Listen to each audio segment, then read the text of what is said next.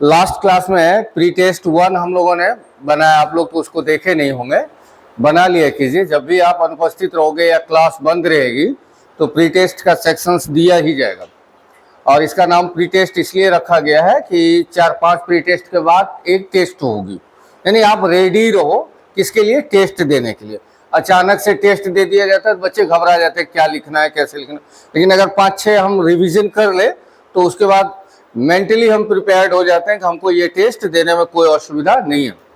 अब जो अभी टेस्ट के जो क्वेश्चंस प्रिपेयर किए जा रहे हैं इसमें 2 कॉम्बो है। एक तो 12th की जो आपने स्टडी शुरू कर दी है उसका तो रहेगा ही, अभी नहीं दिया गया है लेकिन रहेगा ही। और एक जो आने वाले समय में 11th की एग्जाम होने वाली है उसको भी ध्यान में रखा जा रहा है, ताकि आप बिल्कुल भी एग्जाम में जाओ, अरे जान ही रहे हो कि एग्जाम एक फॉर्मेलिटी है, लेकिन फॉर्मेलिटी का मतलब ऐसा नहीं कि कॉपी मिल गई, क्वेश्चन मिल गया और आप सो करके हाँ इधर उधर करवट मार करके निकल गए। कुछ तो लिखोगे, उसके लायक तो बनो।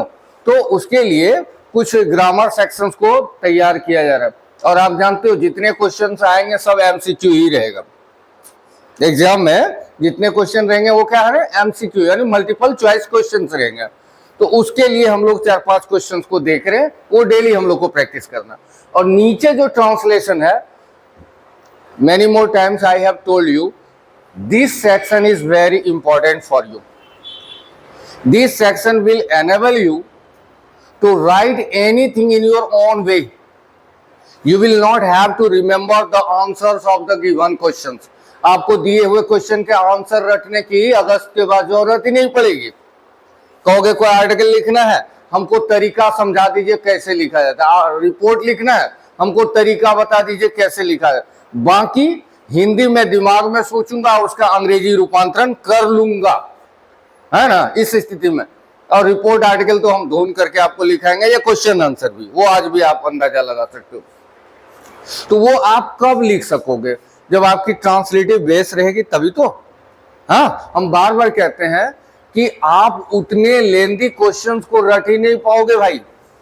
रिपोर्ट 150 शब्द, आर्टिकल 150 से 200 शब्द, लेटर हाँ लगभग 150 शब्द के आसपास का। अब उतना क्वेश्चंस को रट सके, उतने आंसर। और क्या ये किसी में हिम्मत है कि ये जो आर्टिकल हम लिखा रहे हैं या ये जो रिपोर्ट लिखा रहे हैं यही एग्जाम में आएगा?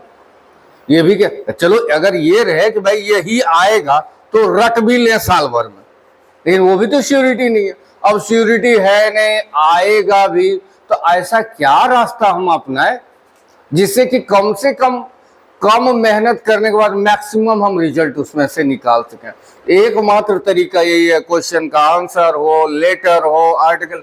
जैसे जैसे आप लैंग्वेज को डेवलप करते जाओगे, अभी आप टेंस पढ़ रहे हो, टेंस में सिंपल प्रेजेंट पिछले क्लास में हो ही गया है, इसलिए हम हमेशा आप लोगों से कहते हैं कि चाहे वो ऑनलाइन में जा रहा है ऑफलाइन में जा रहा है, आप क्लास को मिस ना करें, खास करके अपने क्लास को यानी इंग्लिश क्लास को।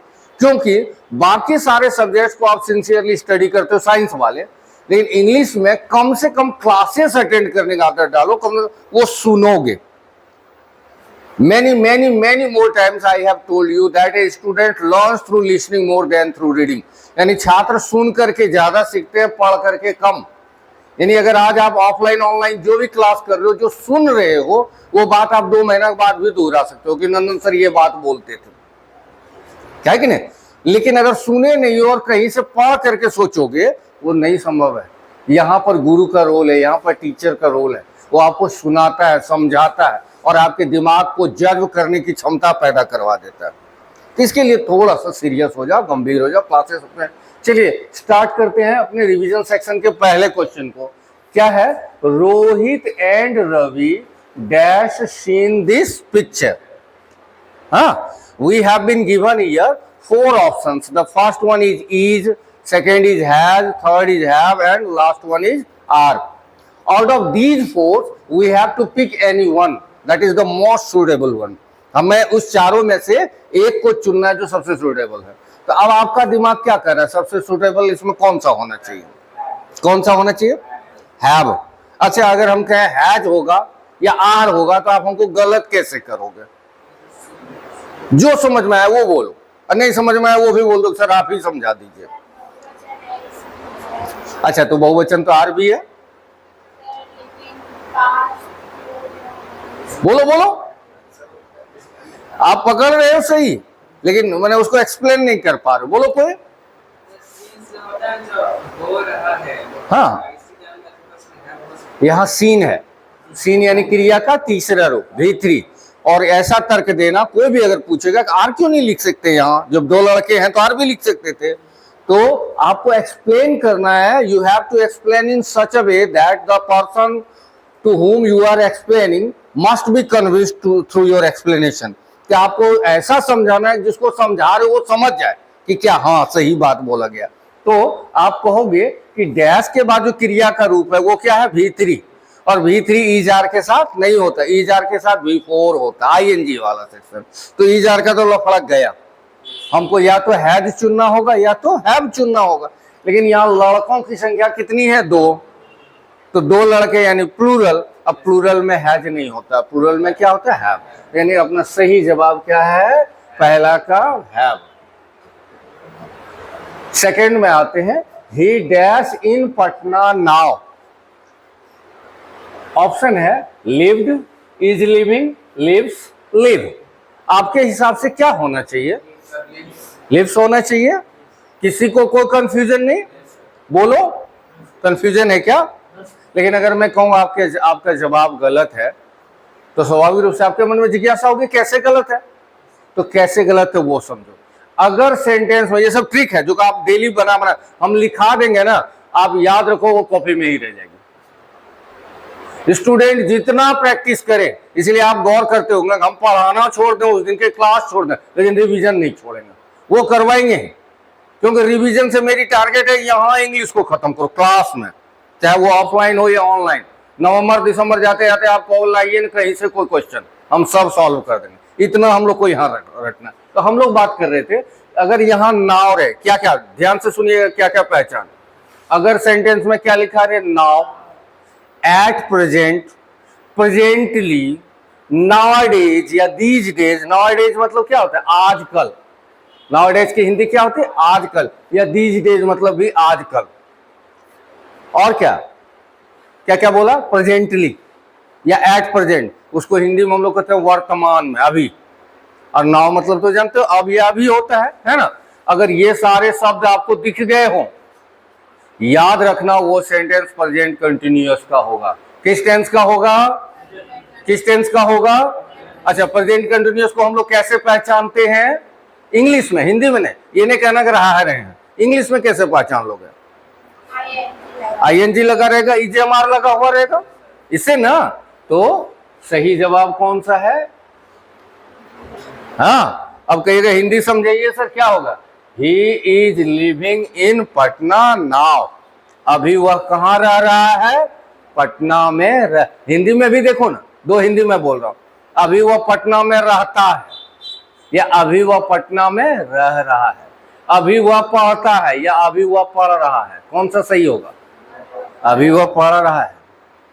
समझ रहे हो ना। तो नाउ, एट प्रेजेंट, प्रेजेंटली, ये सब ट्रिक है और एग्जाम में आएगा ही आएगा, कंफर्म रखो। तो उसमें किसका प्रयोग करेंगे, प्रेजेंट कंटिन्यूअस। और प्रेजेंट कंटिन्यूअस का मतलब EJMR लगाना है और क्रिया का चौथा रूप, इसलिए सही जवाब ये भी है। तीसरा में, you dash not break the rules. क्या लगाया आपने, वेरी गुड, बहुत अच्छा, आप लोग पकड़ रहे हो अच्छे से। You dash not break the rules. जब प्रोहिबिशन शामिल हो, प्रोहिबिशन को हिंदी में क्या कहते हैं, मनाही। यानी किसी चीज से क्या किया गया हो, मना किया गया हो, और जहां थोड़ी सी कड़ाई का बोध हो। Must is little bit strict, on the other hand should is little bit fragile and soft. Fragile तो पढ़ते हो ना। तो शुड क्या होता है, सॉफ्ट होता है। It is up to you whether you follow what ever is commanded और नॉट। ये आप पर है, आप उसको मानते हो तो मानो, ना मानो तो ना मानो। यानी वो सलाह का बोध कराता है, कौन, शुड। तुम्हें प्रतिदिन व्यायाम करना चाहिए, अब करो या ना करो तुम पर गया, मेरी बात समझ गए। लेकिन तुम्हें धूम्रपान नहीं करनी चाहिए। तो अब थोड़ा सा अंदाज सख्ती वाला अगर आ गया, मना करने वाला, तो हम वहां शुड नहीं लगाएंगे, क्या लगाएंगे, मस्ट। तो यहाँ वही है you must not break the rules, तुम्हें नियमों को नहीं तोड़ना चाहिए। तो सही जवाब डी नंबर है, मस्ट। अगला है, अच्छा आ गए पैसिव में हम लोग।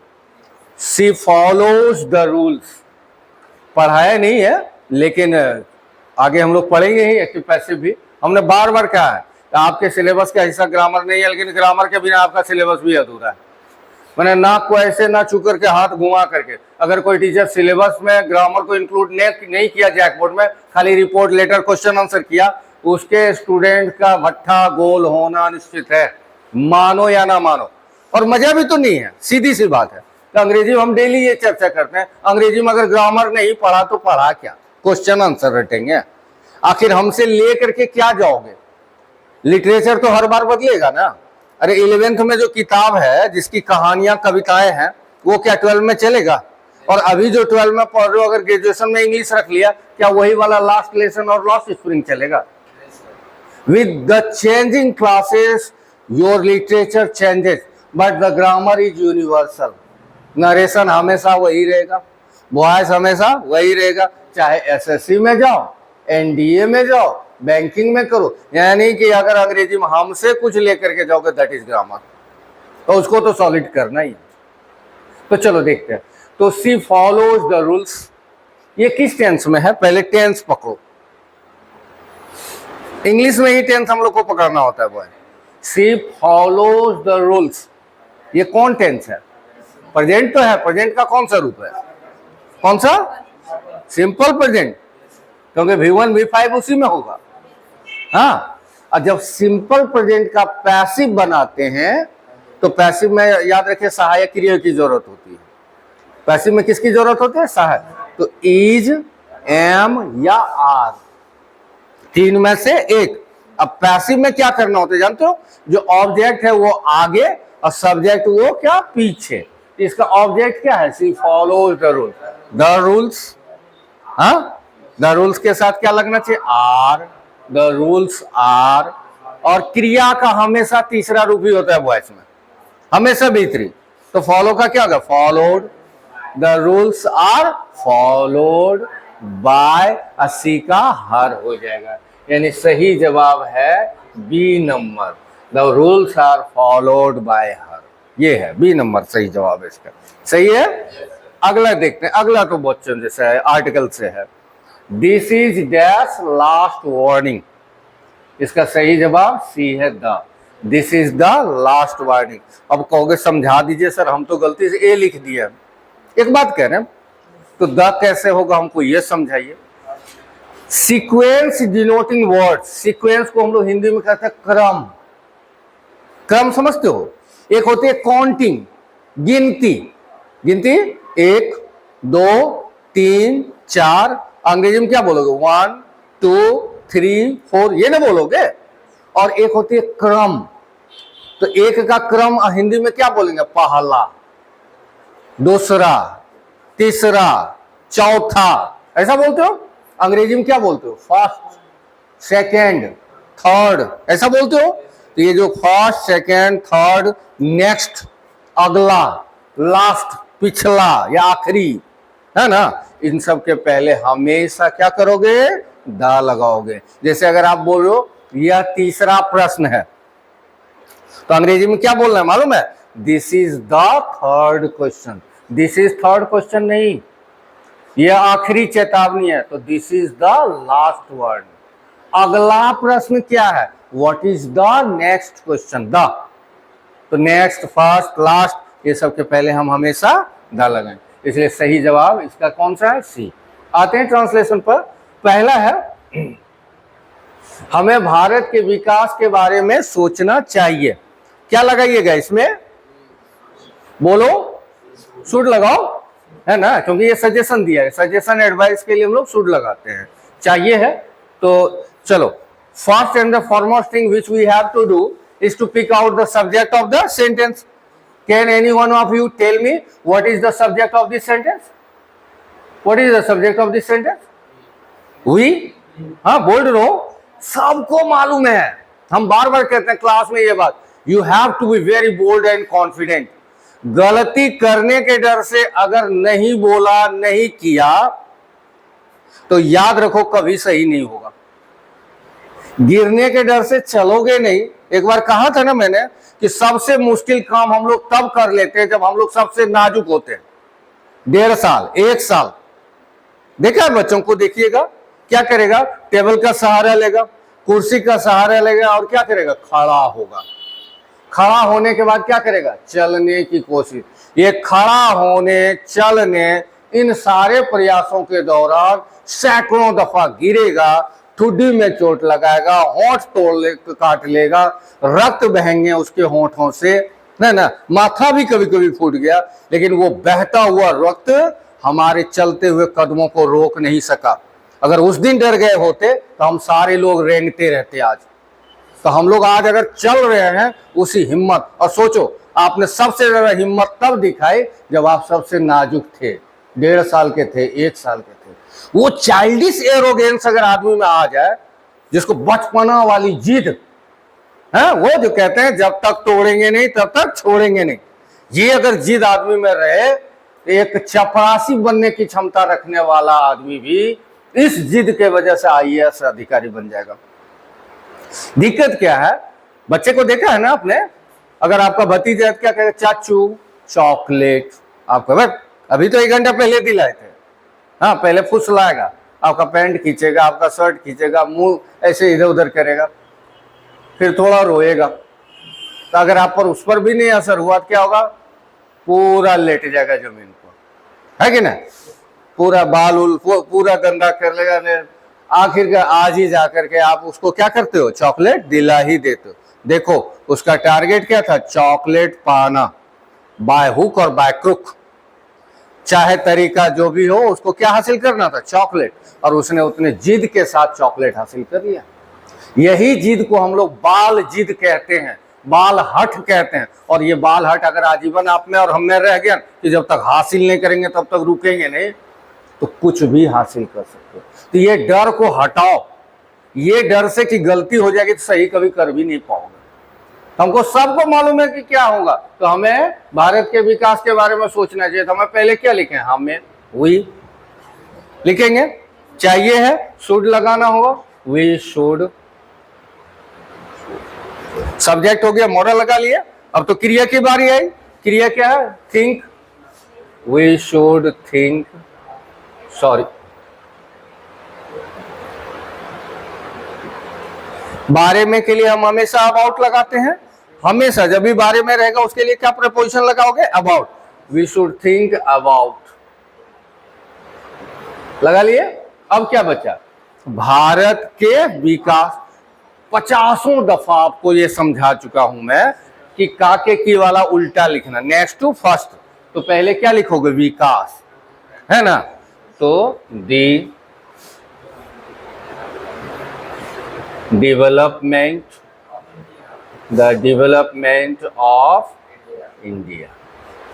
क्या आपका भी सही है, यही बनाया आपने, बिल्कुल अच्छा। तब तो इसीलिए कहते हैं बेकार डरते हो, हमारी आपसी लड़ाई हमें कमजोर कर सकती है, सकती है। क्या लगाओगे, वेरी गुड। तो सेकेंड नंबर देखते हैं, इसका सब्जेक्ट क्या है, हमारी आपसी लड़ाई, ये है सब्जेक्ट, है ना। इसका सब्जेक्ट क्या, अच्छा हमारी कोई सब्जेक्ट होता है क्या, हमारे माता पिता, तो खाली हमारे होगा, आवर, क्या आवर पेरेंट्स होगा, हमारे माता पिता वहां जाते हैं, इस सेंटेंस का सब्जेक्ट हमारे माता पिता ने हुआ। उसी तरह हमारी आपसी लड़ाई पूरा, तो अवर in fighting, our in fighting, क्या ये हो गया सब्जेक्ट। इसके बाद क्या लगाओगे, शक्ति है, कैन लगाना होगा, अवर इन फाइटिंग कैन, कैन लगा लिया। क्रिया क्या है इसका, इस सेंटेंस की क्रिया क्या है, कमजोर करना, weakened, our in fighting can weakened, और हमें, हमें का अस हो जाएगा। जब सब्जेक्ट रूप में हम रहेगा या हम लोग रहेगा वी, और जब उसका ऑब्जेक्ट रूप लिखोगे तो क्या लिखोगे, अस, तो अवर इन फाइटिंग कैन वीकेन अस। तीसरा देखते हैं क्या है, भारत में अलग अलग धर्मों के लोग रहते हैं। फिर से मैं दोहरा रहा हूं, पहले भी मैंने कहा है, जिसके साथ कारक लगा रहे अनुवाद करने के समय उसको पीछे ले जाओ। कारक समझे ना, कर्ता ने कर्म को, यानी मैं पर से या ये सब लगा रहे, उसको कहां ले जाओ, एकदम पीछे। तो इसमें भारत में ये वाला हिस्सा को कहां बनाएंगे, लास्ट में। इसको कहां बनाएंगे, लास्ट में। तो पहले क्या बनाएंगे, अलग अलग धर्मों के लोग रहते हैं। टेंस पहचान में आया, कौन सा टेंस है ये, सिंपल प्रेजेंट ताहते हैं, लेकिन पहले सब्जेक्ट ढूंढ लेते हैं। तो सब्जेक्ट इसका क्या है, अलग अलग धर्मों के लोग। ताके की वाला याद कीजिए, पूरे का पूरा होगा। हाँ, तो पहले लोग लिखो, द पीपल ऑफ, डिफरेंट भी लिख सकते थे, अभी एक नया वर्ड लिख दिया, several, the people of several religions. ये हो गया सब्जेक्ट। हाँ, और उसमें सिंपल प्रेजेंट की जो स्ट्रक्चर है वो क्या है, सब्जेक्ट के बाद V1 या V5। तो चूंकि प्लूरल है इसलिए V1 लिखना होगा। तो लीव कहां, भारत में।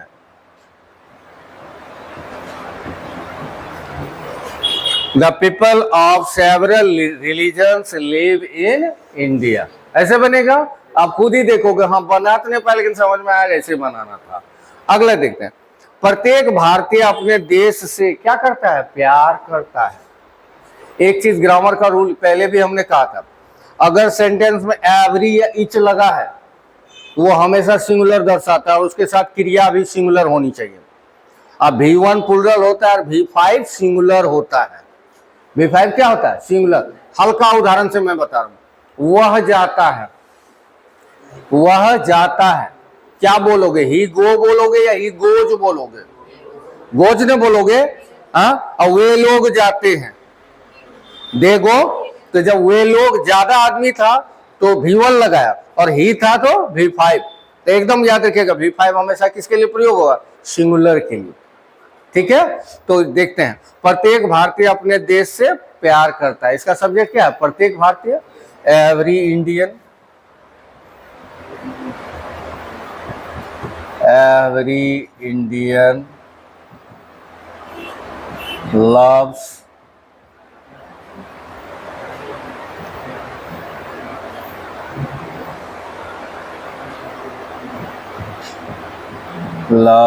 है ना। एवरी के लिए जब भी अपना अपनी लिखेंगे तो उसके लिए हिज होता है।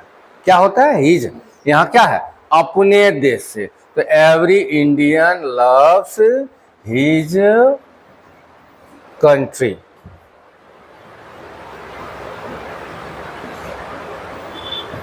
और अंतिम लाइन महत्वपूर्ण है, हमारे राजनेताओं को यह बात अवश्य समझनी चाहिए, है ना। नेताजी लोगों को देखा है ना, जब चुनाव की आंधी चलेगी तो देश का भी माहौल बहुत बिगड़ने लगता है।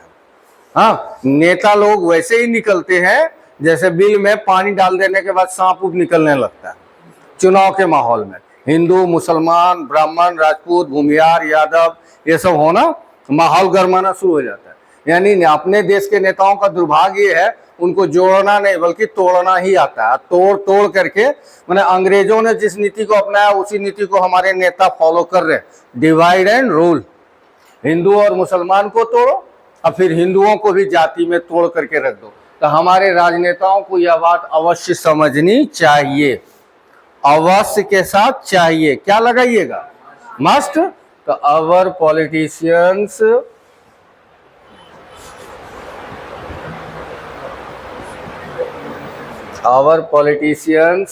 मस्ट, है ना, our politicians must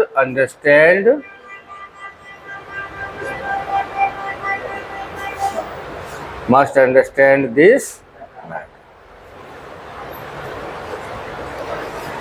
clear. Translation में कितना सही बनाया आपने, 4 सही हुआ, 4। हाँ, कितना, 3। कोई बात नहीं, 5 में 3 स्टैंडर्ड सेंटेंसेस है, कोई साधारण नहीं। मैं जाता हूं तुम खाते हो, अगर ये बना रहे हो तो बहुत आपकी कैपेबिलिटी, सैल्यूट है आपको, और अच्छी तरह से इसी ढंग से मेहनत करते रहिए। आज का रिवीजन में इतना ही, ठीक है।